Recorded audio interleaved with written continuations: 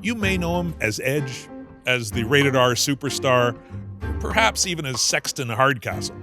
But Adam Copeland is a lot more than the sum of his wrestling persona. His is a remarkable story of perseverance in an environment that can be heartless and physically and emotionally destructive. Growing up as the only child of a single mother in Orangeville, Ontario, Adam's family didn't have the financial resources for him to play hockey, the sport that was his first love and continues to be his passion as a devoted fan of the Toronto Maple Leafs. But then, professional wrestling captured his imagination. The larger-than-life heroes who he saw on television became his role models, along with his best friend Jay, who, against all odds, would later become his tag team partner, Christian. He set out on what seemed like an impossible path to the wrestling big time. There were bumps and bruises along the way, literally and figuratively, but Copeland created an enduring character who has thrived through several eras of the WWE under Vince McMahon, and in the twilight of his career is now one of the stars of AEW. Outside the ring, Copeland exudes intelligence and charm. He's the proud father of 2 girls with his wife Beth Phoenix, herself a former wrestling champion. He reads a book a week, and he's planning for the day, coming soon, when there will be no more ladders and chairs, no more flaming tables and thumbtacks, no more bumps. We met Adam at his home on a tree-lined hillside in Asheville, North Carolina.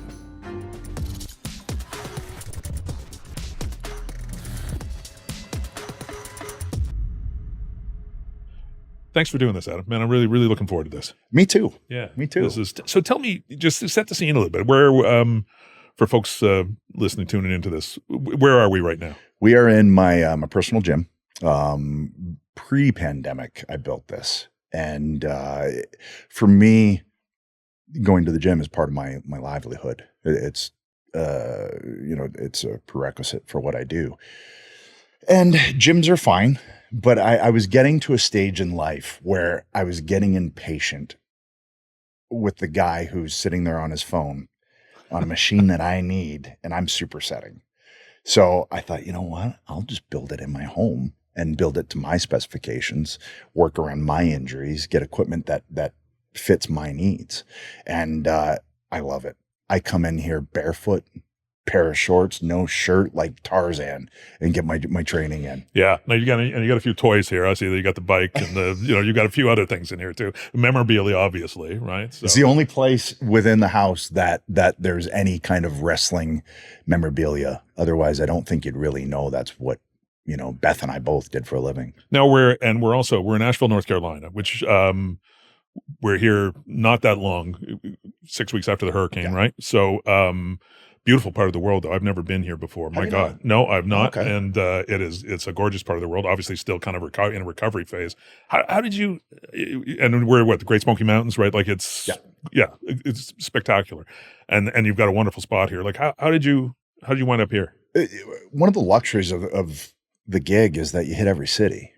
So I've pretty much seen every city in the world. And I would dog ear certain cities. I would go, okay, this place is pretty cool. I like the vibe. I like the atmosphere here. This was one of them. And, I've always said that I'm going to move up to Canada again someday. This felt like somewhat similar. And it also feels somewhat similar to the Pacific Northwest, which I love. We're tucked here in the Blue Ridge Mountains, the Smokies, and we just fell in love with it. So we did a show here once, and I was sitting out on a balcony. I think I was about to wrestle Brock Lesnar that night, and I'm just kind of checking out the town. I was like, I like it here. I got to come back here. So what I would do, if we had a show in Atlanta, I would drive up here, spend the off days here. Show in Charlotte, Knoxville, wherever we were close by, and I'd come and get into the nooks and crannies and just really feel what this place was, and started to fall in love with it. And I was actually the lead singer of the Smashing Pumpkins, Billy Corgan. He goes, "You're going to love Asheville." And they did like a 9-night residency at the Orange Peel, which is a little tiny wooden floored club that like Rolling Stone has the best acoustics, of any little room to play in. And he was right. He knew my personality, and he knew that this was going to work for us. So how long you been here now? Moved here in 2009. Okay. So I was still in the grind. Yeah. So I didn't fully move up until 2011 after I retired the first time. And I was living in Florida. Nothing against Florida, just not my cup of tea. But I was there for 10 years. And I say there, really what I would do is come home, chuck my dirty clothes right in the laundry, get them right back out, fold them, put them right back in the bag, pay the bills, and go. Yeah. Yeah. No, this so a little off the beaten track for when you were in the travel routine here, but Sure. but I can understand, what you've got. Yeah, and we love it here, and we did get rocked with a hurricane. It was unheard of for a hurricane to reach up here, and then the infrastructure was not prepared for it either. You get 6 months of rain in 8 hours. There's going to be some fallout, and entire town's just gone. It really devastated the region. But then you try and pull the positives, and you see the resiliency of people and the banding together and the community coming together. Yeah. And we're deeply embedded in the community, and I'm proud of that. I'm happy about that. And I like that. Okay, if jumping around in tights gave me the opportunity to get word out on something like this, then that's a benefit. You said it reminds you a little bit about so you're from Orangeville, Ontario, and I know that part of the world real well. I spent many of formative years as in Georgetown, which is just up the road. Yep. But reflect a little bit on what that place would have been like. What was the Orangeville you grew up in like? The Orangeville I grew up in, I think it was about 7,500 people, and it hadn't yet started to become the haven for Toronto folks to come and be able to get away from the city. Yeah, it was a town unto itself still, right? It was a small town. Yeah. And I loved it. It's what I knew. And it was the type of town where you could still walk everywhere. We didn't have a car, right? So I had to walk everywhere. So it was manageable. Like I look back now and go, I'd walk 4 hours a day. Because I'd walk 45 minutes to school, back, walk up to the gym, back. If there was a soccer game, I'd walk to the soccer game, run, do the soccer game, walk home. It's just what you did. And but also it was the type of town where it was fine to do that. It felt like just a giant neighborhood, really. Yeah. And I'll always have fond memories of that time. I still go back to Orangeville, and it just feels good. And it's just so you and your mom, right? Yeah. Yeah. So tell me about your mom. So she instilled work ethic, and I look back now, being a parent now, and understanding now, fully grasping what she pulled off, what she did, and how she guarded me from seeing exactly, we weren't that well off. Yeah. And I think she tried to safeguard me, from that, but you'd still see the signs, or I'd go to a friend's house and they had a house. Oh man, they're rich. They have a house. But I look back now and I'm so thankful for it, because it really did, seeing her bust her butt and always have a smile on her face. I don't know. It really instilled in me, you got to work. And you got to get up and you got to grind, and no matter what, you can do it with manners. You can be polite. You can say please, thank you. I tell my girls now, if you have work ethic and manners, you can go so far, especially nowadays. I remember being at that end of the kind of socioeconomic spectrum. Which is a fancy way of saying it. You want to say like in a small town, there were certainly, you're aware of people who were more well off and people who were less well off. I think it was different than in a big urban setting, but you knew who lived in an apartment or as opposed to a house with a big yard, or who had the fancy birthday party and who didn't, right? Like how aware were you of being there? Well, I mean, it would be the school trips to Boston. Well, I couldn't afford to go on it, so I'm the only kid who didn't go. That's when you go, all right. Or Montreal, the Quebec, exchange we would always do. And I didn't take part, because we couldn't afford to. And I understood, being a single parent household, I knew my mom's a waitress. She's a secretary, there's not going to be an overabundance of money. And I knew that that baby bonus check every month was a big deal. Like that changed things. that got us through that final week of the month kind of thing. So there were definitely signs, and I knew it, but I also knew that my mom was doing everything she could, and like I said, especially now as a parent, realizing everything that entails, and trying to raise them right and do all of those things. Meanwhile, she's working 2 jobs, and we don't have a car, and we don't have a phone, and so we didn't have those things, but I always had attention, I always had care, I always had empathy, I always had love.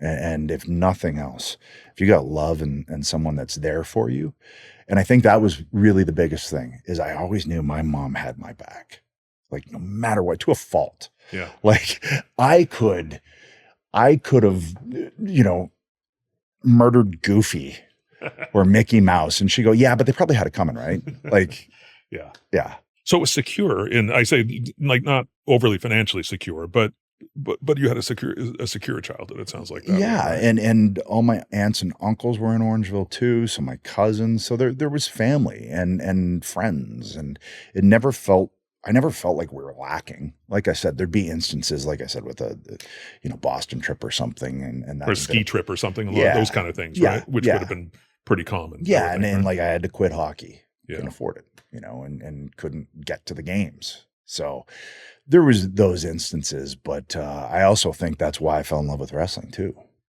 because while other kids were going to the hockey games, I was like, wait, what's Hulk Hogan doing?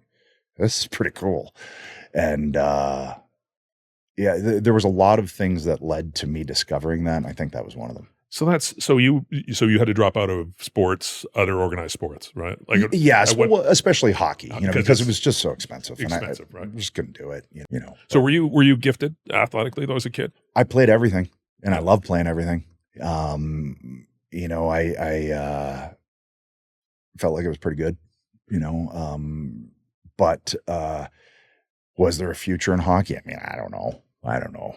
Who knows? But I loved it, and still do to this day. For me, it's my favorite sport. It's my favorite thing to sit down and watch. Like I wake up in a good mood when I know there's a Leafs game. I really do. Like I always try and wake up in a good mood anyway, but I know on that day I'm going to, and I know if they win, I'm going to be so happy. Yeah. Like that Vegas game the other night, I was like, "Oh, that was a team win! Oh, they're getting Berube now." Haven't broken your heart like your entire life watching them? Of course they have. I'm 51. Yeah, they haven't won a cup in my lifetime. Yes, they've broken my heart, but what can you do? They still have Wendell Clark. They still have Daryl Sittler. They still have Borje Salming. They still have Matt Sundin. Come on, and now it's an embarrassment of riches. I say this is a monument to your tragic affection for the Toronto Maple Leafs, which God love you. I'm sure it'll happen one of these days. But not left to the imagination. You kind of know what this is when you're walking. Yeah, right? It does make a statement. The masks are great. So okay, I recognize some of them. Yeah, but you have a pretty good cross section of Leaf goaltending history here, don't you? Kind of took it from the 70s all the way through. Yeah. Right. So we got Bunny LaRock, and I always loved Bunny LaRock.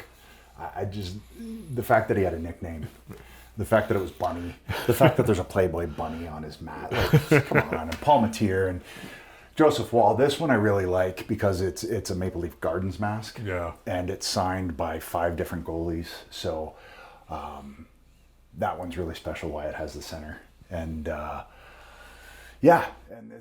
maybe this is the year. Could be. I don't want to be that guy, but as soon as they got Berube, nothing against Shelton Keefe, but I just feel like the room left him, right? And my buddy Mike and I, he's actually the voice for Sportsnet, and we went to Humber together, and we'll always kibitz, as my mom would say, and shoot text during the game.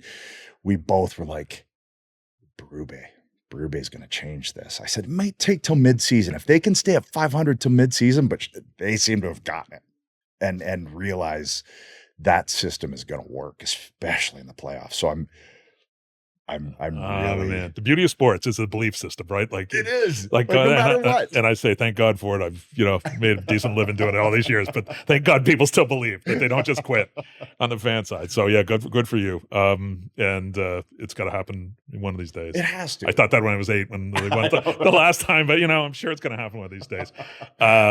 So wrestling. So I'm like what, CHCH, like Maple Leaf Wrestling, like Yeah, Billy Red Lions, WTV 29 from Buffalo. Yeah. International Wrestling from Montreal, BC All-Star Wrestling, which was on CKVR. I all of it. Give me all of it. I could sit all day. I told, actually, Beth and I were talking about it yesterday. I was like, I'm so thankful there wasn't streaming or iPads, because I would not have left it. I wouldn't have left the wrestling.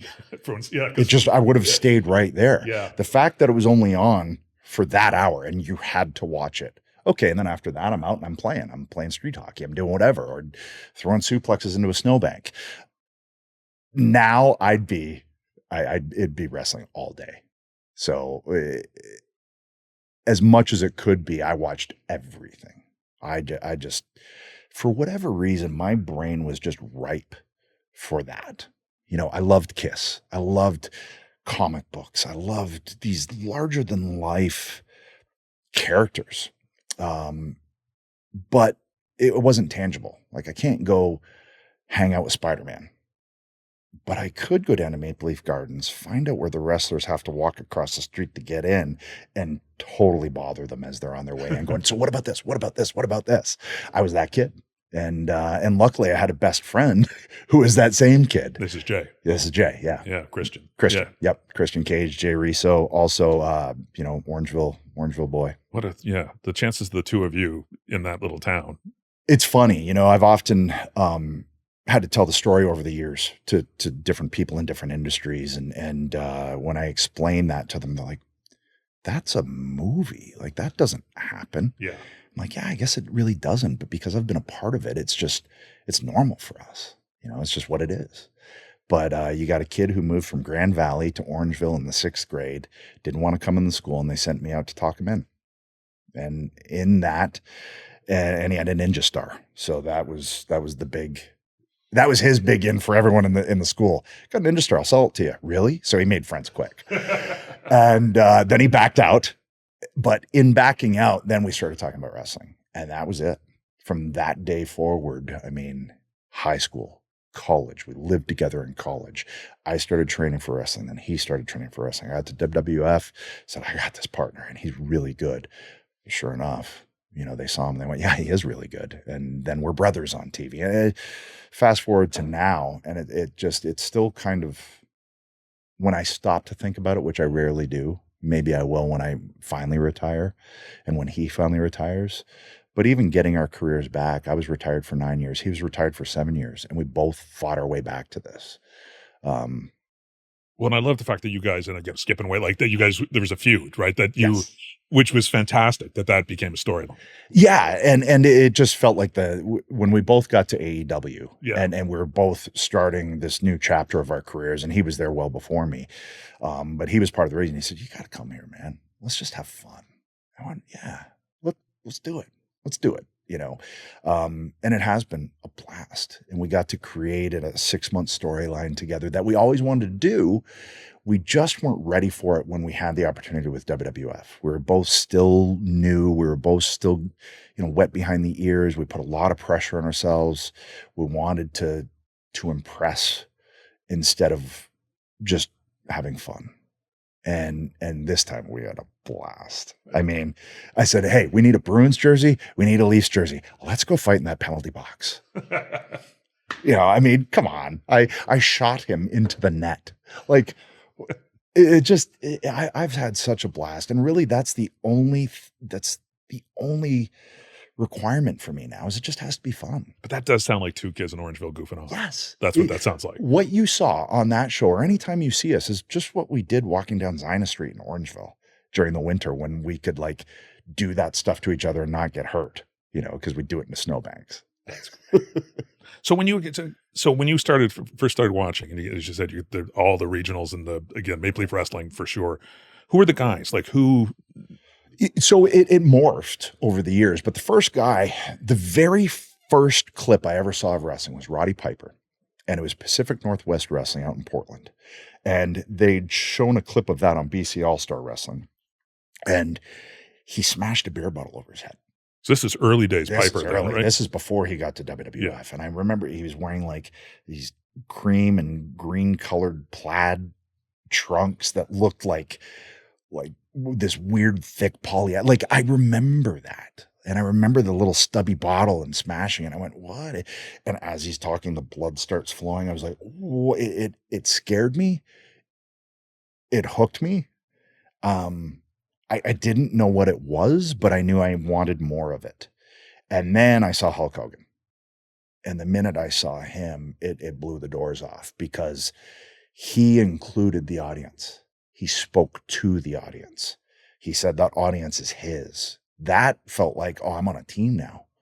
Oh, this is great. Okay. He's like my uncle, you know? And I guess that was a change. Now that you mentioned it, right? Like, again, you think about the guys on the mic. Yeah. But yeah, you're my Hulkamaniacs. Yeah. We're a team. Yeah. I need you. I hadn't heard that. And that made me feel like I was belonging to something now. And you know, at that point, Michael Jackson is exploding, Prince is exploding, but they wouldn't talk about you. I'm talking to you. We're together in this. Well, Hulk Hogan did that. It was genius. It was genius. And he hooked me. And I know he hooked a lot of people. But then over the years, as I started watching and really watching and dissecting now, because this is what I'm going to do. So I would watch Bret. And Bret for me was the encyclopedia. He was my go-to. He was my reference point. He was I launched everything off of what would Bret do here? Or why did Bret do this? You know, and then seeing Owen and all those guys out in Stampede, it left a huge mark, I think, on every Canadian talent that's in wrestling now, whether it's Kevin Owens, Sami Zayn, Christian, Jericho. All of us were influenced by that. Drill down a little bit, because I know wrestlers do say that about Bret, like that almost universally, right? If they say who's the best, and they don't have to be Canadian to say it. No, almost all the Americans say it too. But you know, everybody has seen him and knows, you know, has seen him perform. But what is it from like the inside point of view that said this guy is different than everybody else? It was. It just looked like a commitment to the details. And you may say it's pro wrestling and we're jumping around in spandex and all of those things, but it's performance. And just like you would watch Daniel Day-Lewis, and some might go, blasphemy. How dare you compare wrestling to Daniel Day-Lewis? But they're both performing. Mm-hmm. They're both on the same tree. It's just different branches. We're our own stunt people. That's the difference. Yeah, and you're trying to make people feel something, right? You got to feel. You got to make them feel. If you can make them feel, then you're gold. And wrestling is about making you feel, and it's telling a story. And Bret, to me, was just a master storyteller because of the way he put himself in jeopardy. He like, I believed at any moment he could be beat, and I believed at any moment he could beat whoever he's in there with. So I was always intrigued to see what was going to happen. But that excellence of execution thing, that was a term for a reason, because everything looked crisp, everything looked tight, as we'll call it in our industry, looked snug. There was just something different to the believability of his matches, which, hey, we all know it's entertainment. But for that 20 minutes or whatever, you got to get pulled out of that if you're doing your job. And he never failed to do it. I sat down, I interviewed him when the book came out, his biography came out. And I remember being struck by, I'm not trying to think of the right word, but you know, the kind of commitment and seriousness. Yes. It wasn't shtick. No. You know, he was talking about the work in a way that, you know, an artist would talk about their work, or a great craftsman would talk about their work. And there was also kind of, well, we talked about the screw job, obviously, but there was kind of a moral component to it, right? Yeah. Like a values component. Like, yes, I did stuff right. Yeah. That seemed to be part of what he was about. He conducted himself, you know, in a way that he can be proud of. And I can speak to that because he opened that door a crack, and that's all you can do for someone. You can't open it fully for them. You can't, because then they don't earn it. Then they don't, you know, you can open a crack, and hey, if you can kick the door off the hinges, that's now on you. And that's what he did for me. It's some kid from Toronto who went and saw him in the Deanie Petty show, the horrible mullet. And he took the time after to come find me.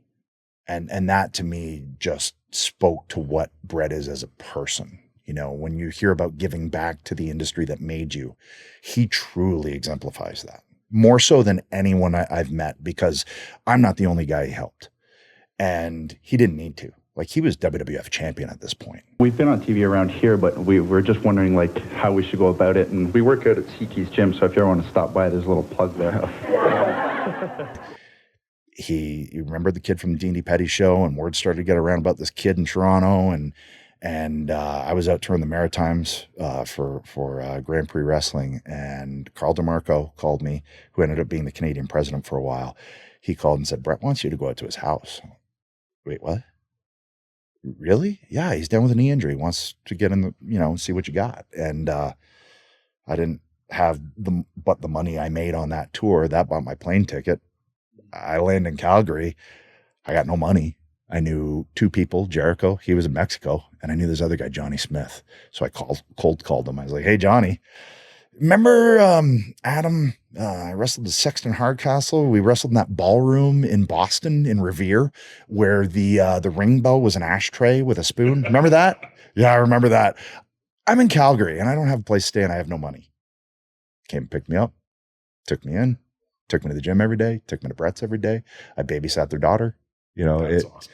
You always have to have unsung heroes in your story, and both of those guys just can't say enough. Now, was Stu still around in those days? Yep. So did you visit the dungeon? Did you do the? I did. We did. I went with Jay once, and we're sitting on the front porch, and Stu is in storytelling mode, and he's got that voice. Everybody in the business kind of does a Stu Hart, and Jay sat close enough to him, and I sat across on purpose, because I knew, he gets the mitts out and he starts, and sure enough, slowly but surely, the hand starts creeping, and I'm like, oh, Jay, man, you don't even see it coming, and he didn't. So he goes, and then you do this, and he snatches Jay's wrist, and he pulls him in and sticks his chin in his eyeball, and he goes, and then you just grind it around, and he's telling me this and looking at me while he's doing this, and Jay's like, yeah, that certainly works. I mean, and I'm so thankful we had that moment, and that story. And we went down into the dungeon, and it's a dungeon. It's not fancy. It was a room with some mats, and that was it, but it was such great experiences. And I luckily come from an era that I was able to get in and meet a lot of these guys, or be able to perform with them. Like, if you had told me I'd be peers with Ric Flair and Hulk Hogan and Terry Funk, and guys that I thought would be long retired. And I'm sure there's probably talent saying that about me now, but I've been so fortunate over the years that I can point, over the last 32 years, I've been there with everybody. Yeah. Everybody's that has been doing that, in that time frame. So just, I'm going to back up a bit, but I really did want to go down that Hart road with you. So that's great. So when you went to, like, I know the story, you go on to your first show, like it was at the Gardens, but probably, I assume, one of those Sunday nights at Maple the Leaf Gardens. Right? Yeah. The ramp, I'll never forget it. And there was smoke and a single light over the ring. And you could see, like, the pall of smoke just kind of hanging over the audience. And Rene Goulet and Tony Cannonball Parisi was the first match. And I was just like, oh, it was done. But I think people saw those matches now. Like, there's no fireworks. There's nobody on the mic. Just two guys walk out. Two dudes in their underwear. Yeah, pretty much, right? Like, there wasn't a lot of, it was kind of a, and yeah, smoky old arena. Like, yeah. And you couldn't show me enough. I was hooked. And my mom saw it. And I think she saw the positive effect it had. We'd lost my uncle, who was closest to me in age. He was 17 when we lost effectively, him. Yeah, that like your brother. Hit really, me a lot. Right? Yeah. Because I'm 8 years old, and it's like, wait, that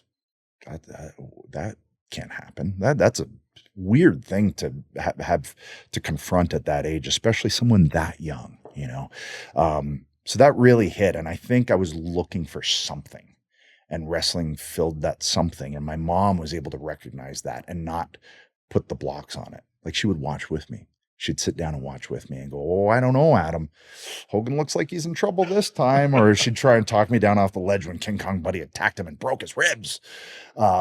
She was there through all of it, and she would sit and watch with me. And now I realize, like, when I'm sitting and watch Bluey with the girls, and I love it. Yeah. But I realize, like, She sat and watched pro wrestling with me an hour and a half on Saturday nights at 11:30 at night, and I cherish it to this day, us sitting there and watching that together. And anytime Hillbilly Jim would come out, she'd go, "Oh, I like Hillbilly." I was like, "Oh, okay, don't get creepy, Mom." But it was fun. And then when I'm 17 and I'm writing into the Toronto Star in this essay contest, and I'll never forget it. She goes, "Just do it." So she never said, "Boy, this isn't, this is fun, but this is not a career," or Never. "I'm not sure this is good for you watching these guys do this." Never. And I think maybe at first it was, okay, you want to be a wrestler. That's awesome. How realistic is it? She never said that to me. She never in any way made it feel like it wasn't possible. She only made it feel like it was possible. And I think that was so instrumental in me believing that it's possible. I don't have inroads to the industry. I don't have a family member in the industry. I'm some kid in a small town in Southern Ontario. Yeah, you got no shot, right? Who doesn't have a car. Rationally, you have no shot. Can't, how? How is that even possible? But I never doubted it. I never doubted myself. And I think that stems from her never doubting me. So the essay contest, that's where you got you won the wrestling school thing, Norm right? DaCosta ran a wrestling column every weekend. Oh yeah, the Toronto Sun. Yes, Yep. absolutely. Yep. Yeah. And this one week it was, if you want to be a wrestler, write in. We're having an essay contest. Winning essay gets free training. I went, well, that's it. I got to write in, and I just remember trying not to embarrass myself.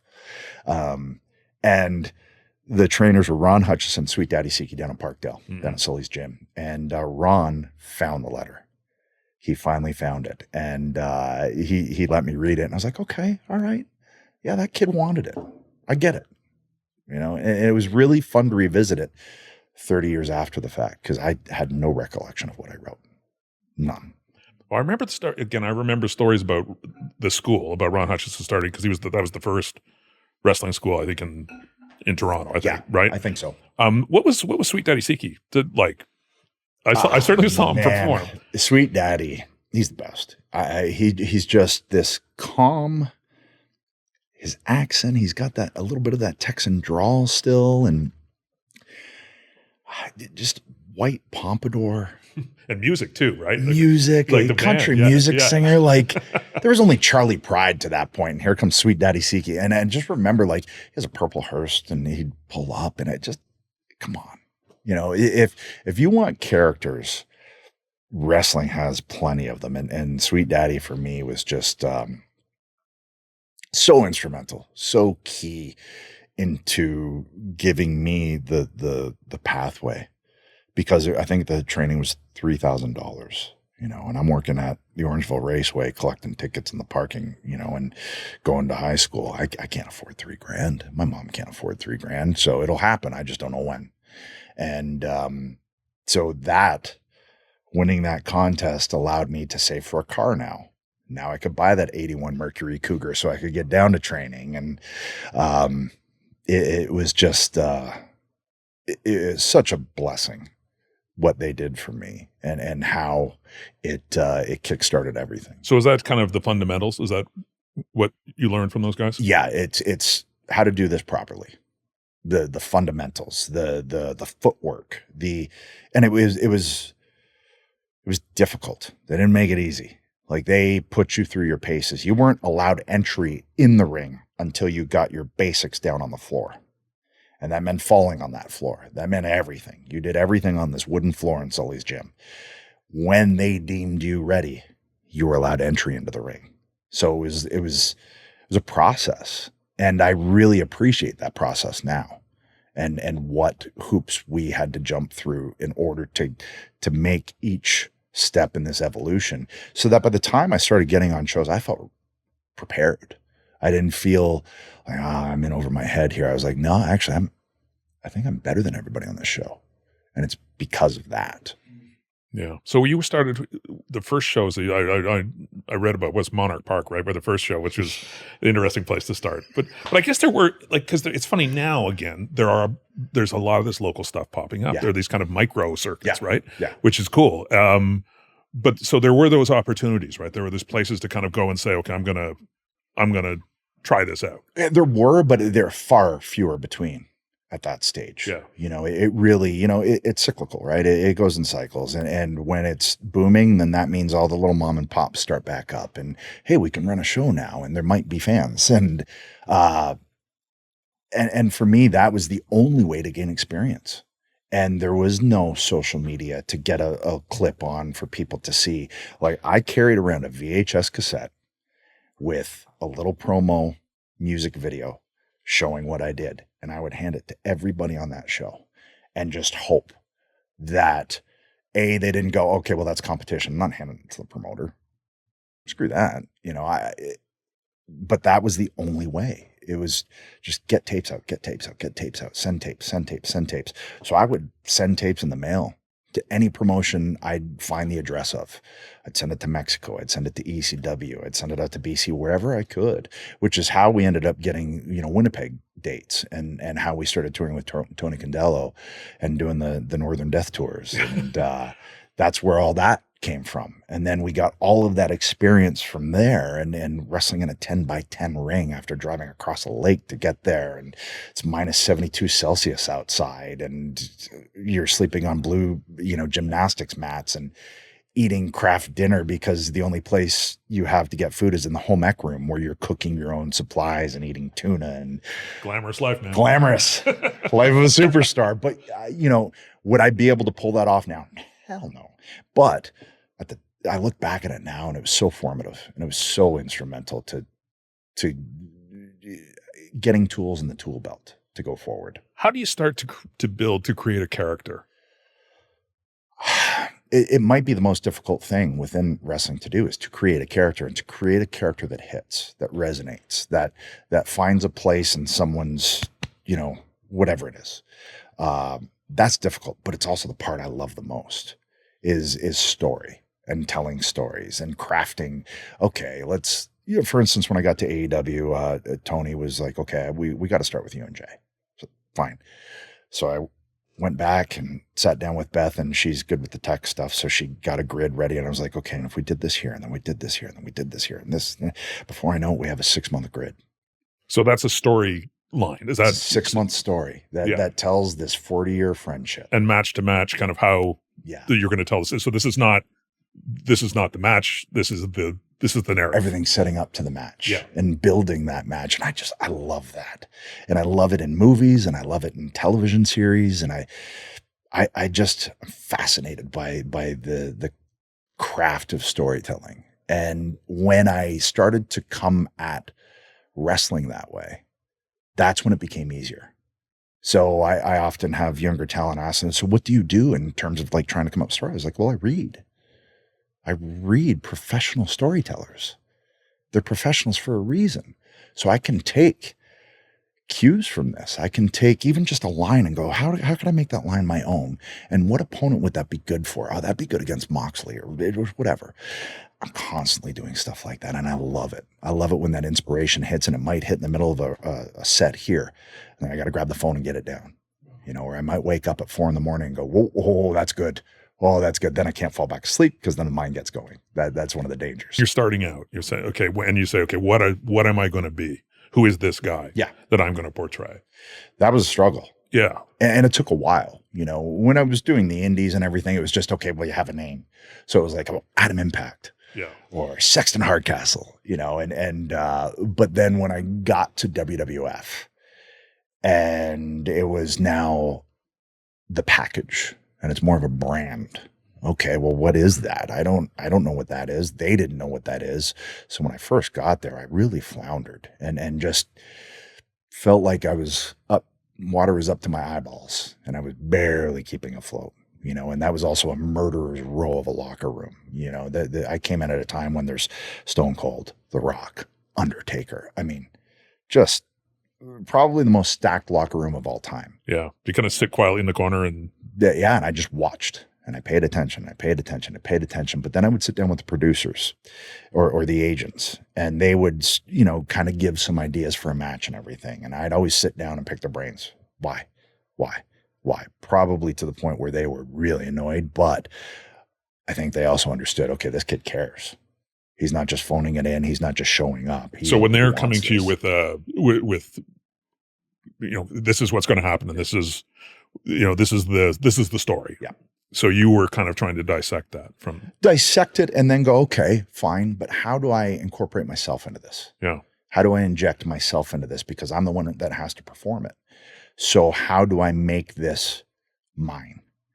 And then I got to a point with enough time, and kind of proving yourself, where I came to the table with ideas.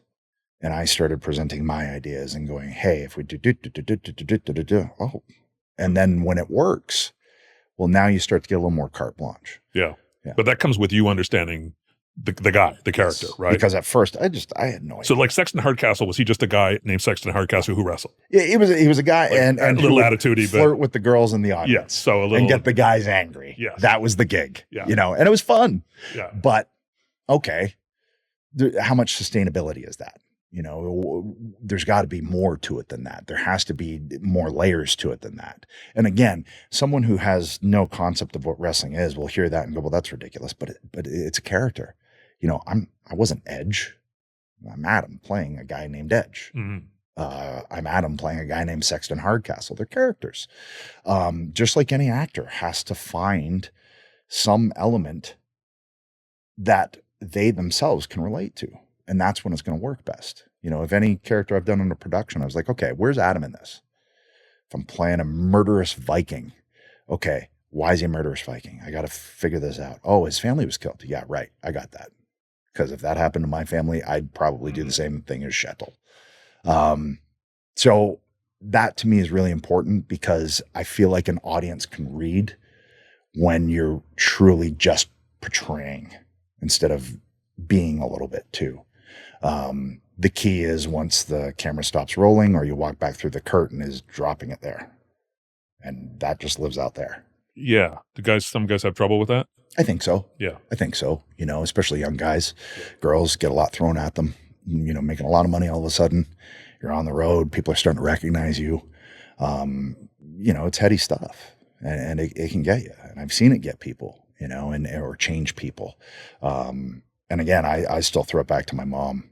She just wouldn't let me, and I feel like Jay too, we were checks and balances for each other, because we were friends before we both succeeded. So when any one of us, we just keep each other in check and keep each other sane. Was it when you came in, was it sort of, were you kind of post kayfabe at that point, really? Was it? It was in the midst of kind of the doors opening and really letting people into what this thing is. And I think it was a good thing. It certainly changed the industry, but it also gave them more of an understanding of what it is. Well, it's performance, right? Yeah. It's a physical performance, right? Okay. But they have to go out with a live microphone and fill 8 minutes. I tell when I'm on set with anybody and they're like, wait, you what? I'm like, yeah, and I'm winging it. 8 minutes is a long time. 8 minutes. And I got some kind of structure in my brain, but I'm going to play with the crowd. We're going to take this many different places that I didn't necessarily know it was going to go. So in that regard, it's kind of like stand up, or it's like a band who's really dialed in and calls their set list on the fly. Like I'll go see Pearl Jam and I'll hear Eddie Vedder go, let's do Corduroy. I'm like, what a band. Yes. What a band. Come on. Or I went and saw Springsteen and I forget what song it was actually, but he goes, well, we haven't done that in 20 years. What do you think, boys? Yeah. Let's go. Boom. I love that. Yeah. Yeah. And you're right. And like stand up, which is, I can't believe anybody does it. I know. But if they're not picking up what you're putting down, you better be able to change, paths. And that's what any match is. If I wrestle Jay in El Paso, an entirely different reaction than we're going to get in Toronto. So you can't do the same thing. You have to create. You have to be on your toes. Listen. That to me is the biggest thing with performance, with wrestling. And when you're in front of an audience, you have to have your ears open because they're letting you know what they want to see. Yeah. Even before they even realize. So they're all different. The audiences, and that I assume depends how much they might read into past stuff or understand the character's history or all kinds of things, right? Yeah. And when you're going to a market where they haven't seen us in a while, it's like, oh man, this is going to be cake. This is going to be amazing because we feed so much like theater. If it's a good audience, that show's going to be better. So how do you, the entrance is really important, obviously, an important moment. How do you build that? How do you construct the entrance for a character? I've always said, and again, to younger talent, when they ask me, the presentation starts as soon as the music hits. You are now about to bring your brand out. It's important. It's instrumental. It's the bedrock that everything lies on, is that entrance. So that means I want to know the music. I want to be involved in that music. I need to feel that music. I need to react to that music as Adam. Like, Adam has to dig this too. In order for me to get excited, in order for me to come flying out of that shoot full of energy and doing that thing, right?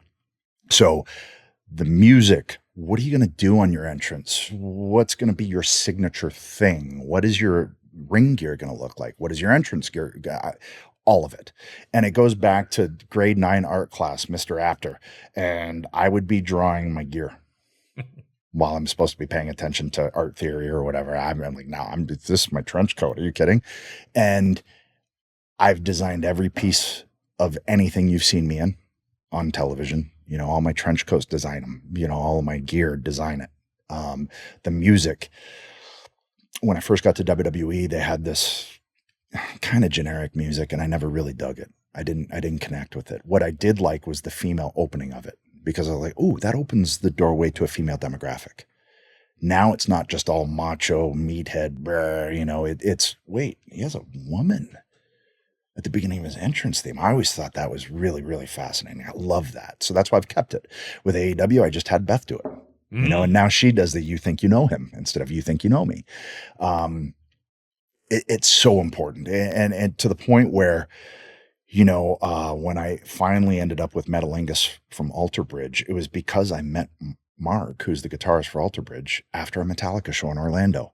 Went back to his place, dropped a beer in his front foyer, which was a good first impression. I was like, oh, dude, I'm so sorry. I'm in a neck collar. But then he took me in to listen to the album with his scratch vocals on it. I was like, this is really good, dude. And you can sing. He goes, we're going to get a singer. And I said, track 4, Metalingus. Could I have that when I come back? And he goes, yeah, sure. And that was it.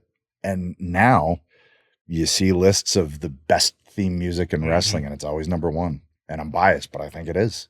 When you can get people singing along, when you can get people, reacting to that, that's how you kick off your presentation. It's got to be big. And then I've taken cues from people over the years, and Michael P.S. Hayes, Fabulous Freebirds, massive in my career, just picking his brain and all of those things. And I used to come to the ring and I'd kind of be like, what are you doing? He goes, you're our rock star. Act like a rock star. I was like, oh. He goes, the more you give them, the more you'll get back. That broke everything open for me. When I did that, the next time I came out and I whoa, well, that brought them all to their feet. Okay. And then I ran to that. Oh, they're doing it too. Okay. This is pretty cool. I gotta do some more discovering here. Then it got more and more. And I was like, rah, screaming, jumping up into the crowd, high-fiving with them. We're in Australia. I'm climbing lighting trusses. We're in this together. That same thing that drew me to Hogan, it all starts with that music, with that entrance, with that appearance, with that thing that you are. What incarnation of this character is it now? So I go to AEW and I'm now Adam Copeland or Cope. I'm trying to get the Cope thing because it just looks sexier on a marquee. But what is it now? Okay, let's go a little Grindhouse. Let's go a little Kurt Russell from Death Proof. Let's go with that aesthetic. That's a little bit different, but still in the same ballpark. I love doing stuff like that, to the point where, like, I'm still drawing gear at my dining room table, and my girls are oh, I like that one. And then they'll color a pair and go, what about this, Dad? And it's like 82 different colors. I'm like, oh, that's never going to work. But that's amazing, honey. And I love it. I just love coming up with designs and creating kind of the fabric of what this character is. It's all a part of it. Do you have a favorite of your designs, your kitchen table designs, or your high school designs, or do you have a favorite? Kitchen table designs, I like that. Yeah.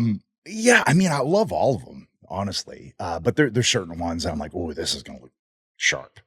Like, this is a good color combo. That's how I base a lot of things. Or it's like, what if I do a camo pair? That could be interesting.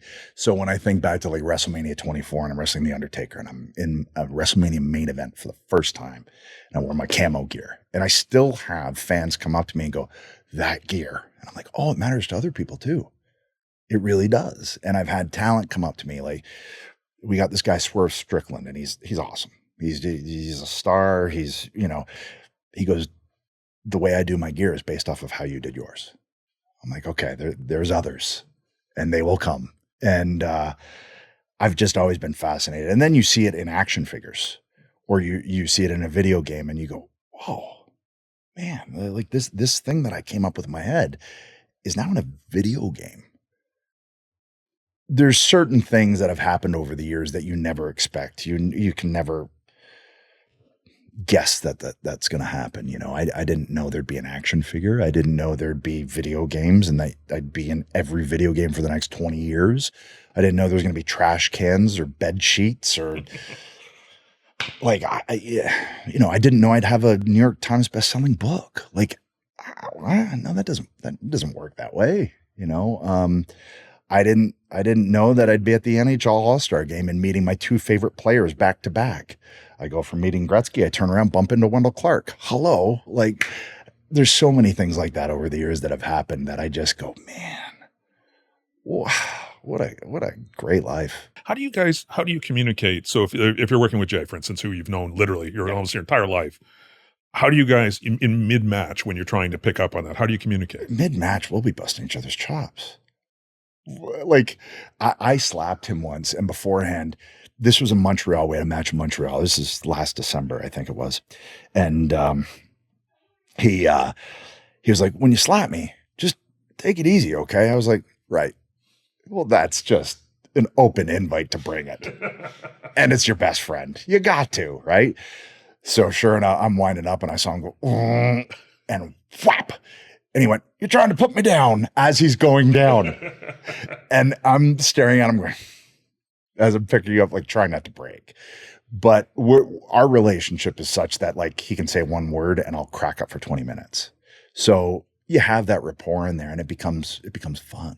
And it should be fun. That's the thing that I feel like with the advent of social media and like star ratings for wrestling, what does that even mean? And the pressure that I see talent put on themselves to try and attain this thing that doesn't even exist.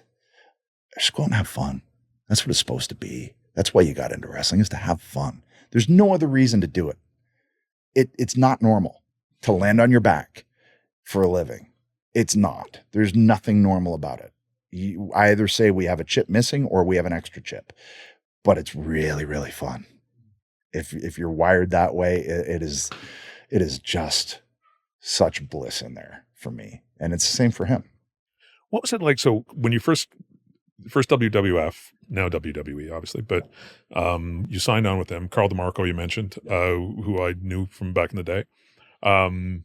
I think I might have been at that first match you did at Cops because I was there. I might have been there with my boys. That Sexton Hardcastle. I have a feeling it was the same one. First match versus Bob Sparkplug Holly. Yep, that rings a bell. What was the company? And I guess if I'm asking about the company, I'm asking about Vince.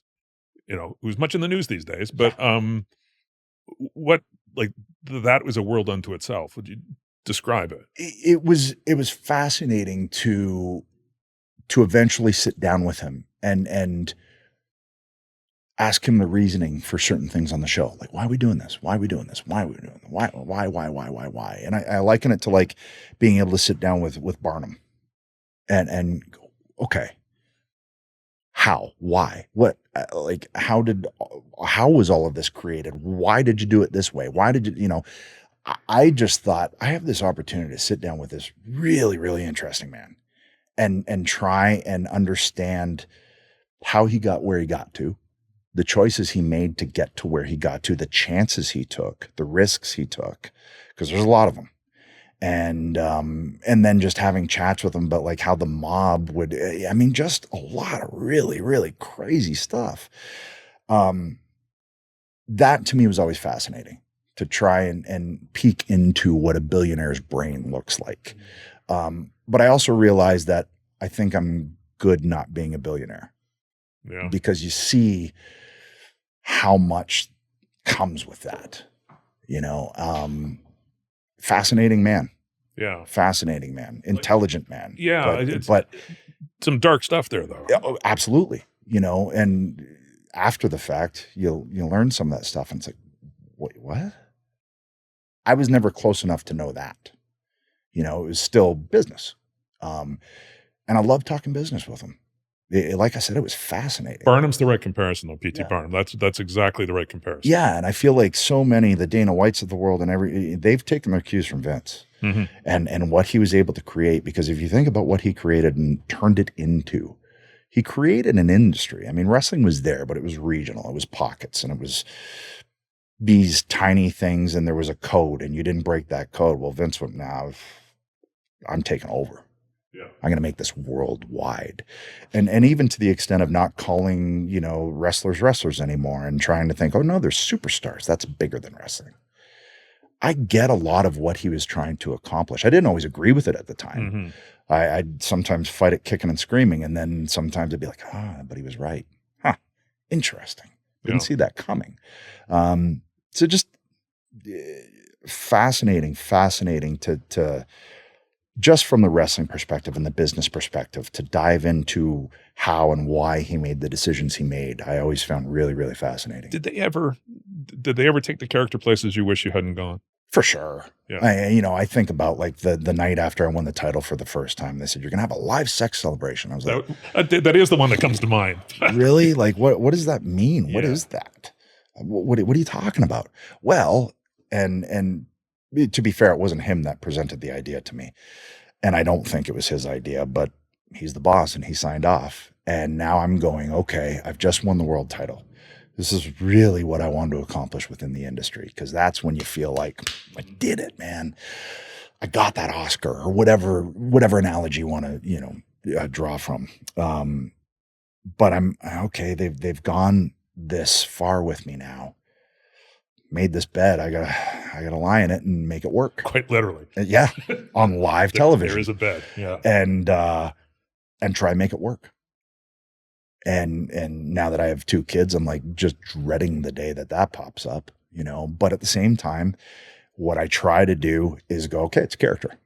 And if you watch an action movie, there's probably going to be a sex scene. And if you watch it, it's there in other forms of entertainment. So in that regard, why can't it be in wrestling? But I would have preferred if it wasn't me. Yeah. But again, it's one of those things, like Vince was taking the business in a certain direction at that point, and then, kind of saw which way the wind was blowing, I guess. And then pulled it all back. Right? And, because especially in the late 90s, it was, I think that whole segment was kind of the last of, it was the dying death rattle of that form of wrestling and that form of entertainment, the kind of the low-hanging fruit. Don't get me wrong, there's still some low-hanging fruit that gets grabbed in wrestling, but that low. Yeah. I've always been intrigued by, for as much as Vince, again, because of the documentary and the book and everything, now people are talking about all kinds of, like I say, really dark stuff. He had a horrible dark upbringing too, but like even guys like Bret obviously had huge differences, to say the least, with him, and given what happened with his brother and everything. But the guys, they all come back. Yeah. They all come back. I think more than anything, it's a love of the product. It's a love of the canvas. It's a love of this art form more than it is about who's running it. There's that pull of this thing that you fell in love with and that you spent countless hours. Like if you've made it to a Bret Hart level, if you made it to my level, you spent your 10,000 hours. You don't do that unless you absolutely love something. You just don't. You don't excel to a level unless you love it. And I think that more than anything is the drawback. And there's something really, really enticing and, you can say addictive to that crowd reaction, that instant gratification. When you have theme music and you come out as this character and people explode because of your theme music and because of a character you're portraying, it's like, it's if you could bottle it, that feeling, like you could chew through concrete. Well, again, you mentioned it. It's Springsteen. It's Eddie Vedder. It's being the guy at the front of the stage, putting your hand up. Yes. Or having that entire audience sing your lyrics back to you. Yeah. That's what it is. When I set up for a spear and they all come on their feet. Oh, I'm getting goosebumps now. I truly, like, I live for that. So the other part of that is how do you leave that? And how do you drop that? And how do you get back to the hotel room and go, right, that was that. Back to Adam, back to dad, back to husband, back to the guy who's got to take out the garbage, back to, all of that. Is that part of the reason that for some guys that road life has been really destructive, right? I think so. Yeah. I think so. Like there's some demons there, right? I think so. And I think anytime you're on the road that much, and I think back to the schedule, even in the 90s when I came in, it was hard. It was a grind, man. And no kids. Yeah. So it's easier. But I'd see guys and girls with kids. There's no cell phones then.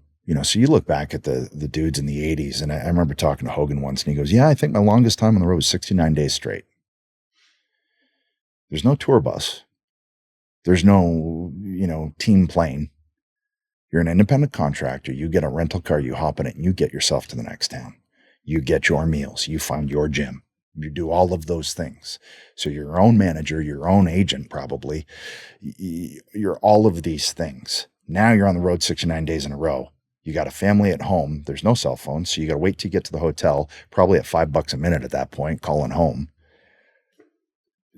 Chances are there's going to be some cracks. Yeah. That even if they don't show right away are eventually going to show. And it's an amazing gig, but it's a tough one. There's no way around it. You walk around for the rest of your life knowing you're going to be sore every day. I think, and you may have explained this a little bit, but because I was thinking about it as we're talking, that they're guys. I've always been interested in guys who left the sport and established themselves outside. Yeah. The Rock, yeah. Cena, guys like that. You did it, but you were forced to do it, but because of injury. But you established a really solid kind of acting career.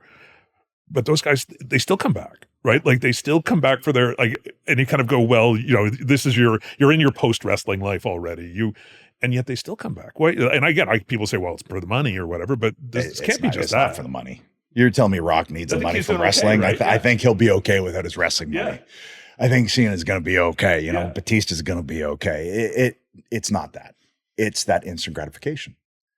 Immediately if something that you are doing, that you wrote, that you created, this character that you're bringing to life, and that's the thing with wrestling, you get to create this character. So it really is an element of you in it. And when people can react to that, or you have a match and okay, we got this coming up. We're going to tell this story. You get to the false finishes, as we call them, near the end, and it's 1, 2, and a barely kick out. And when you see the audience jumping up and going, oh man, and you're eliciting those kinds of reactions from people, again, it's addictive. So you're on set. I do a take. Rock does a take. John does a take. I'm speaking for them now because I know. Okay, that was good. But you won't see it until about 1.5 years from now. And you don't hear the reaction to it. Wrestling, man, you walk out, boom. It's why you love going to concerts. Mm-hmm. It's why you love going to see performance, theater, whatever it is. It's because of that. And that's why people always come back. Because you can't get it anywhere else.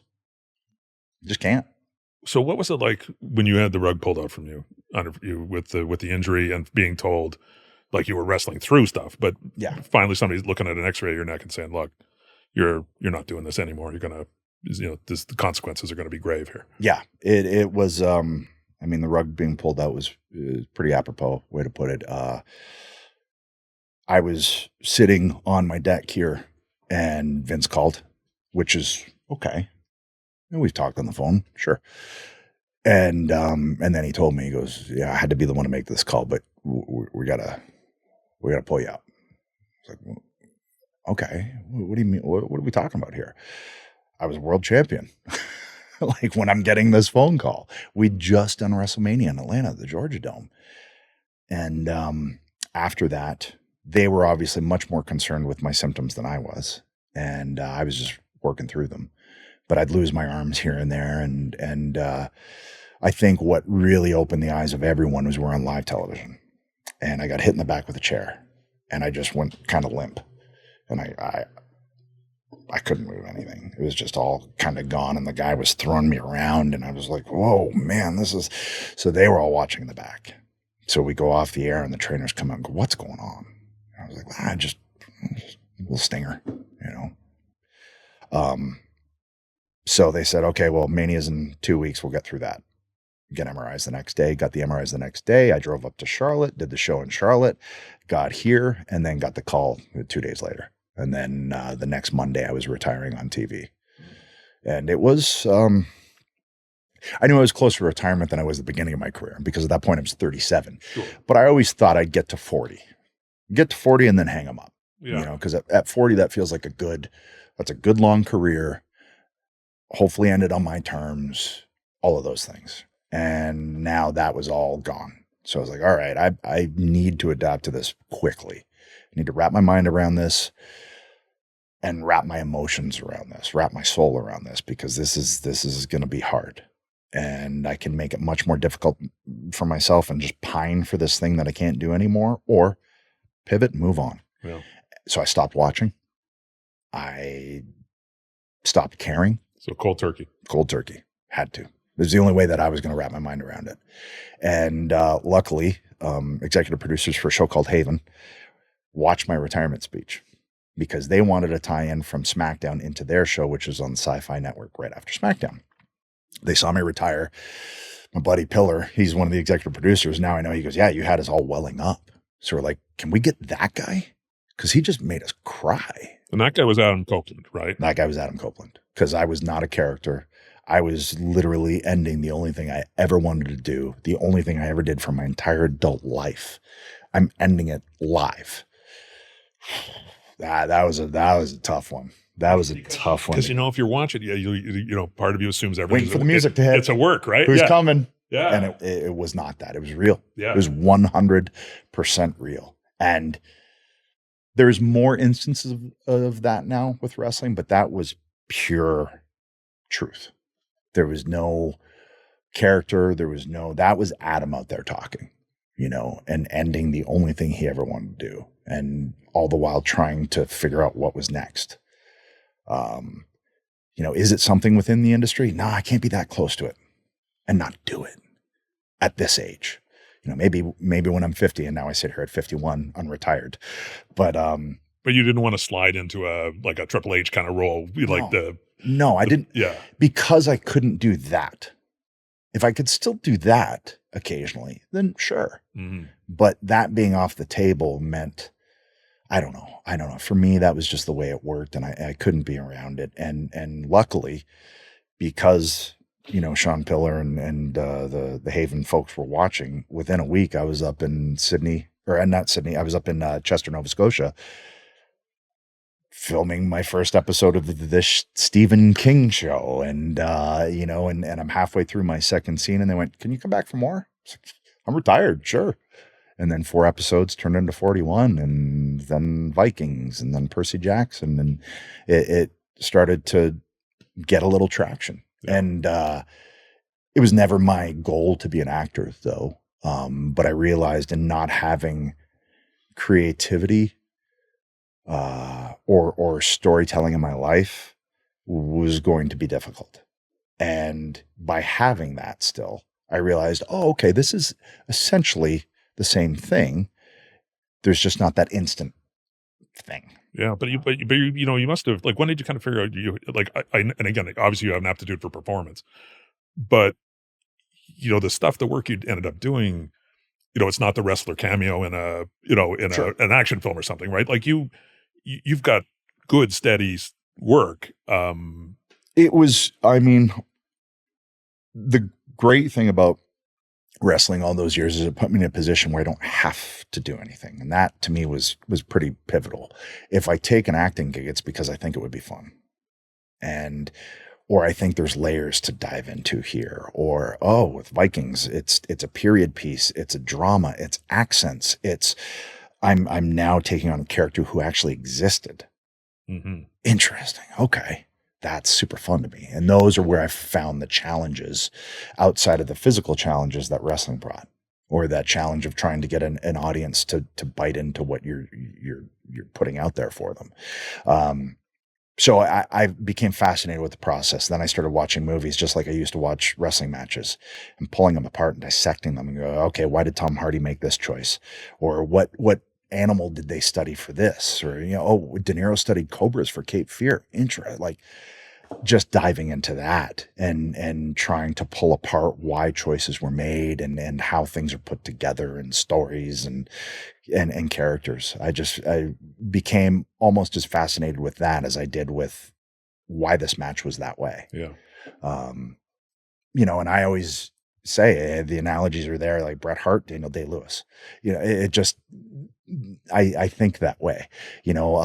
Movie characters of what have always related my characters to, so when I was full on rated R superstar in 2006, it's like, okay, Guns N' Roses of wrestling, right? Sleazy, slimy, take your girl, lives in the gutter. He's that guy, right? When it was Jay and I doing Edge and Christian, Bill and Ted's, but with the obnoxious elements turned way up. Those are always touchstones for me, is other forms of entertainment, creativity. You had to, so you parked the wrestling at that point, though. You're saying, okay, I can't do it. This is not a debating point.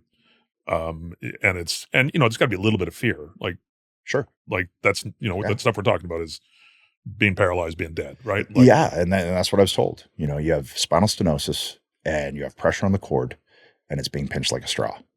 So what I was told is you get hit from behind in a car, it ain't going to go well for you. It was pretty grim, honestly. So yeah, it shook me, but I didn't stop doing stuff. I still got out my mountain bike. I still had to move. I still had to be me, and put in a lot of work on my neck for a lot of years. Got a second neck surgery, alleviated the pressure, started to feel like me again a little bit. And it was a wipe out my mountain bike where I was like, wait, I just took an arm drag at like 20 miles an hour on rocks and I'm fine. I've seen that video. Yeah. So you're telling me there's a chance. Yeah. But that wouldn't necessarily be everybody's first reaction to falling off a mountain bike, right? No, everybody's first reaction would be, I got road rash. I got to get a Band-Aid on this. I was like, hold on. People are going to see this and go, why can't I do it? Just took a bump. And why can't I do it? Again, chip missing, extra chip. I don't know. But so you went from that, you said, okay, check me. I need to get checked out again. Kind of like, has something changed? Or from there, I then went up to Toronto to close my mom's estate. And Beth was doing commentary for NXT on the SummerSlam weekend, which was in Toronto. Yeah. And I was like, right, go up to Toronto, get this done, which I've been putting off for a year, but back end it with seeing my friends and Beth going to work and just try and, back end the week with that. And got there and Vince said, you want to do something? I was like, sure. Got out there and I was like, I wiped out on a mountain bike last week. I'm going to spear him. And this guy, Elias, he's, thankfully he was with me. We locked eyes and I went, and I just that, and he went, you can see his body language change. If you watch it back, he goes, and you can see the realization like, oh, he's going to spear me. I think he's going to spear me. Because this wasn't set up. That was not set up at all, right? Just felt it, did it. And so I'm staring at their bag and Vince comes, gives me the sportsman. And that's when I went, okay, I got to go get this looked at. I got to see what's going on. Because I hadn't had a checkup in 8 years since my second surgery. And after that second surgery, I woke up in the hallway. I didn't have a headache. And I didn't realize I'd had a headache for a decade until it was gone. It was my new normal, and then once I got cleared by one doctor, then it was to the next doctor, and Beth and I would talk about it. She goes, okay, well, the final boss in the video game is Dr. Maroon, who medically disqualified you, who heads up the WWE medical team. And I went and saw him. He goes, Adam, there's no real good explanation except that I can clear you for limited capacity. You put in the work, and I don't get how you have the mobility you have with the triple fusion in your neck, but you have it. And I think a lot of it is just because I target my neck. And I have an iron neck and I sit there and I work on it and I put work into it. You mentioned Beth, and I should, just, when did you guys get together? And having two people in the business, you're certainly not the only ones. No. There's lots of them. Yeah. But why is that, and why does that work, or, why can that be tricky? I think for us, what was key is that I was retired when we started dating. Yeah. So we weren't in that grind together. We weren't on the show together. We weren't characters, not necessarily competing, but you are competing for time. You want time on the show. We didn't have any of that. I was retired. And we first started talking when I came back to Toronto. They wanted to do an Edge appreciation night, Air Canada Center. And it was like, this is your life kind of thing. And it was really embarrassing. And it was the only time in a wrestling ring where I felt shy, where I was like, oh gosh, I don't know what to do with my hands. I felt like Ricky Bobby. And that day we started talking, like properly talking. We'd known each other for years. And I came to find out after the fact that she was like intimidated because, I was one of the locker room leaders, and it was just one of those things. I never carried myself that way, I don't think, but there was a distance there. And then that day we started talking and we hit it off, and it was like, wait, you trained at Sully's too with Ron? 7 years after me.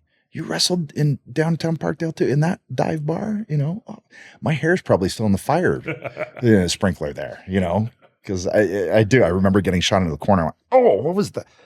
Pull away, and it's the sprinkler. We go back 4 months later, my hair's still there. Still there. Yeah. So we were able to start, kind of connecting on that.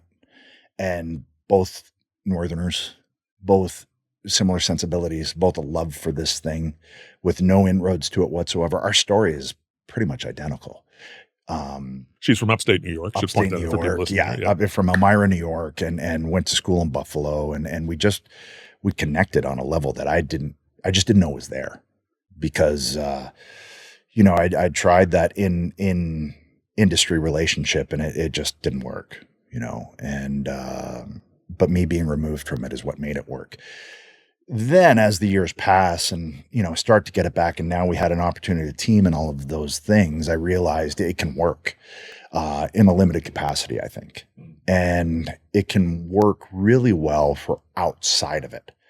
Because if I don't know, if I got like lower backs, I'm having a back day, hun, she gets it. She really gets it, because she has them too. And just some of the things that you learn within that industry, and how to always be on your toes and be able to pivot and we share those same things. So there's a lot of things that we can relate to. If I have a story idea, I'll sit down with her and we'll flush it out together. That's really fun. It's like sitting down with a script writer, and we go, okay, let's flush this out. Let's create this. What do you think here? What do you think here? What do you think here? Oh, that's good. What about this?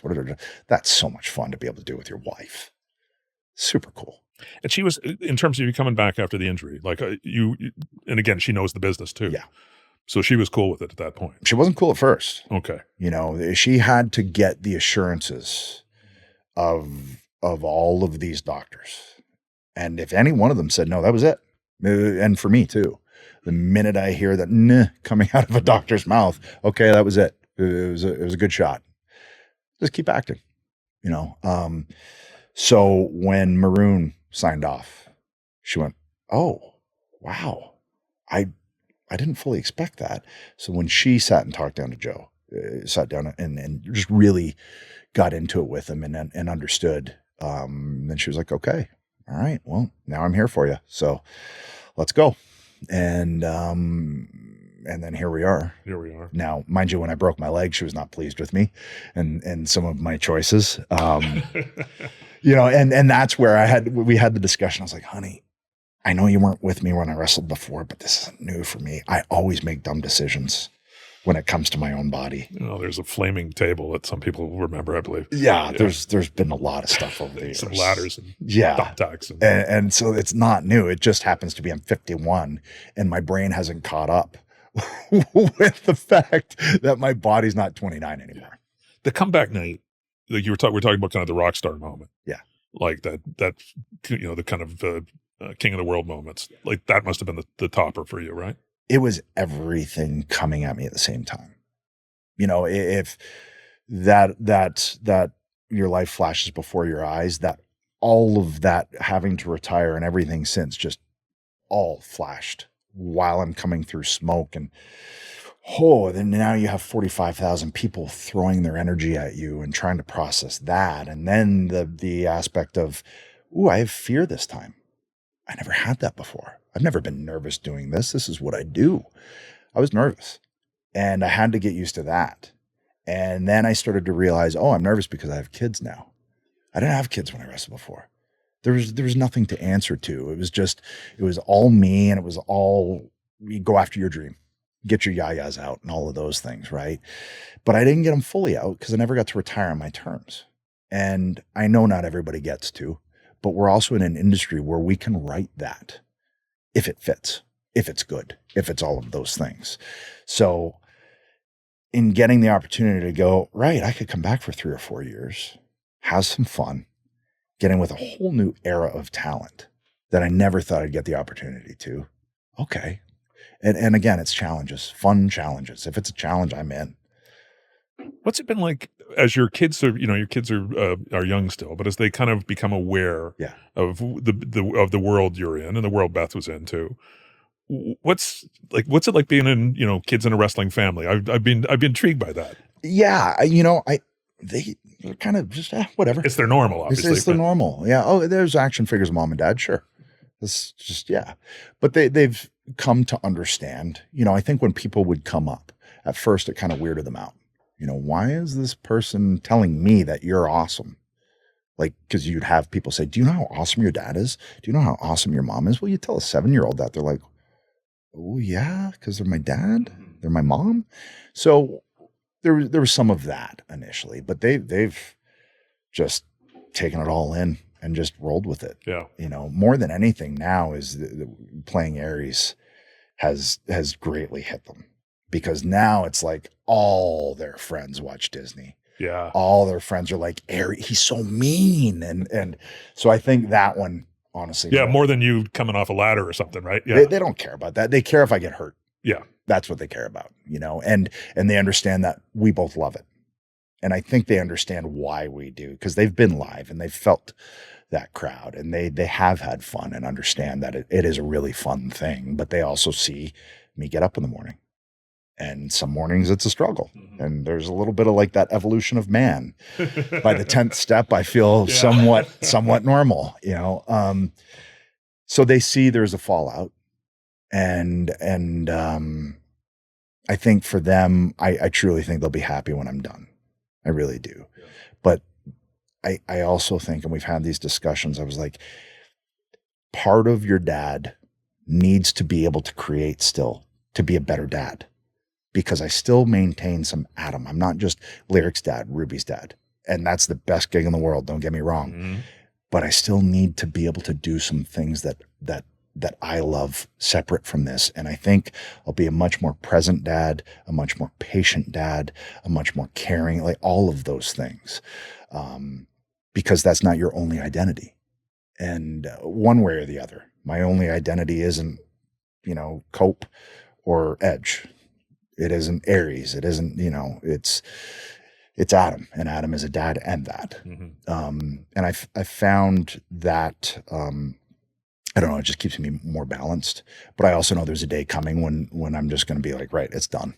Yeah. And now it's time to really just chill with a cup of coffee on the deck, watch the sun go down. Or doing a TV series or doing a movie or like that. The thing is, something. I'd still like to be able to tap into that, and that's the beauty with acting is like, I have this wonderful friend, Richard Donat. He was on Haven with me. And just to see him still out there doing it and having fun. Right. John Dunsworth, and I sat with both of them, and I had spent so much time with them, and just to see them, at the ages they were while we were doing that, and going, oh, I could do this until I'm 70. Yep, it's great. Now there have been guys who wrestled almost till they were 70. Back in the olden days. I don't want to do that. I can't do that. That's the thing with the style now. It's changed so much and it's become so much more athletic that. There's only so much. It's not going to be doing Gene Kiniski or whatever. That's not going to happen. That ain't going to cut it now. No. You got to be able to go in there. And the second I feel like I can't, like I feel like I'm hanging on. I'm hanging on to see this thing through, but I know the time's coming, What's the AEW experience? From the outside, looks like guys are having a ball. Like it really does feel that way, and especially seeing older's relative. You're younger than me, but Jericho's having fun. You're having fun. Like there's an interesting mix of talent. There are a lot of really good young talents in that group, but especially watching the older guys in there, they all look like they're having a ball. It's felt like a new lease on life going to AEW. It really has for a lot of performers too, where ageism is a thing. And it's really a thing in our industry, and the interesting thing with our industry is that as you get older, you get better because you have more knowledge, because you've felt more audiences, because you've been in these positions. So nothing really throws you. Mentally, I'm better than I ever was. And that can be the challenge, is physically keeping up with the mental. But I feel like AEW, thanks to Tony, Tony Khan is my boss, and he owns AEW, but he's a massive wrestling fan. He loves it. He looks at it as an art form. He loves to give Sting his proper send off. Mm-hmm. And if any man deserves that, it's a guy like him, because he's a wonderful human being, conducts himself like an absolute pro. He's just everything you would want an employee to be. You give that guy his send off.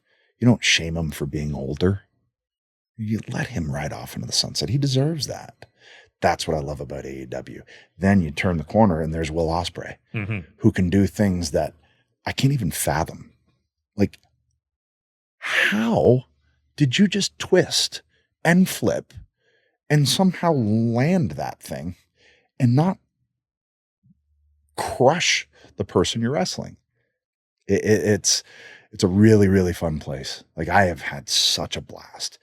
A lot of creative control. Like, do you have on your character? Like, do you have a fair bit? Yeah, and it's really nice. And I did with WWE too. I'd gotten to a point where they gave me some runway to play with, but it was still felt a little handcuffed.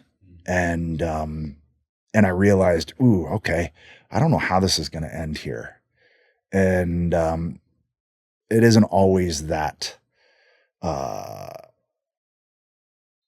it might not always be that last match you want to have in that company, whereas I looked over there, I saw all my buddies having fun and still creating. And then the FTR guys, they're a tag team with AEW.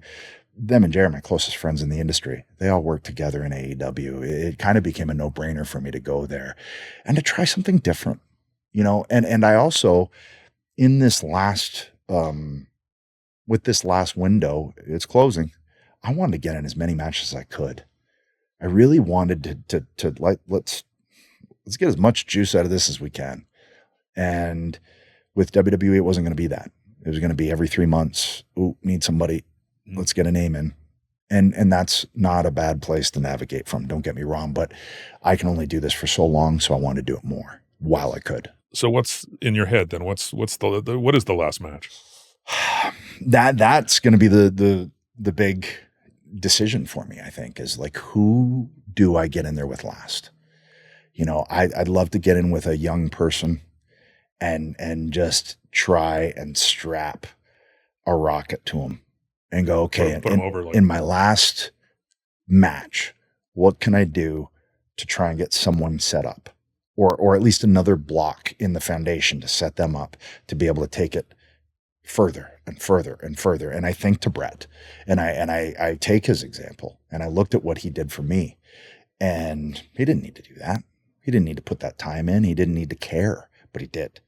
And that really taught me, like, that whole giving back. It's true. I don't want to be that old, guy who's hanging on. And I want to wrestle somebody who I feel like is going to be part of the future of AEW and just have fun and experience it together. And then afterward go, all right, man, take it and run. Yeah. How far off where's that horizon? I don't know. I'm thinking maybe 2 years. Okay. And being off with the broken leg has kind of extended that. Right. So now it's okay. This 6 months or whatever that I've been off, it's like, okay, I'll tack that on now. And yeah. So. Okay. I'm going to wrap this up now with a question that probably people watching, they might not expect this, but what are you reading right now? Right. We just had a book chat, Yes. so I want to. This is my instructive moment for everybody. Ryan Holiday, and he writes a series of books on stoicism, and I'm just intrigued by the mindset. Be a stoic bro. I didn't realize there was such thing as a stoic bro. Someone explained that to me the other day. Yes, there are apparently stoic bros out there. I might be a stoic bro then. I don't know. I'm fascinated by a lot of the ideas. It really just boils back to things I tell my girls. Just try and be a good, happy human being. I know it can be difficult at times, but you don't know what the other person's going through. So give them some grace. And I think that's what I learned from those books. But I'm all over the place. You have Catholic taste, right? Like you're reading all over the place, right? I'm all over the place. Yeah. I mean, I think next will be the next Percy Jackson book, so I can get caught up on that. And then it's probably a Soundgarden book. And then it's who knows? Then it might be The Mindful Athlete. Then it might be, Jordan Tutus. I can help you with that one. Man, this has been, I can't tell you how much I enjoyed this. Yeah, it was fun. Yeah. And I knew it was going to be fun. When I got there, I was like, ooh, okay. Yeah, that'll be really, really fun. Well, this has been a blast. And thanks for, your hospitality. I appreciate it, man. Yeah. Let's do it again. All right. Cheers. Sold. Goodbye, Joe. Me got to go, me oh my oh. Me got to go before the beer rolled down the bayou. My Yvonne, the sweetest one, me oh my oh. Son of a gun, we'll have big barn on the bayou. Jambalaya, the crawfish, my Billy gumbo. For tonight I'm gonna see Mama Shadow me oh. Make it tough, live through jaws and be gay.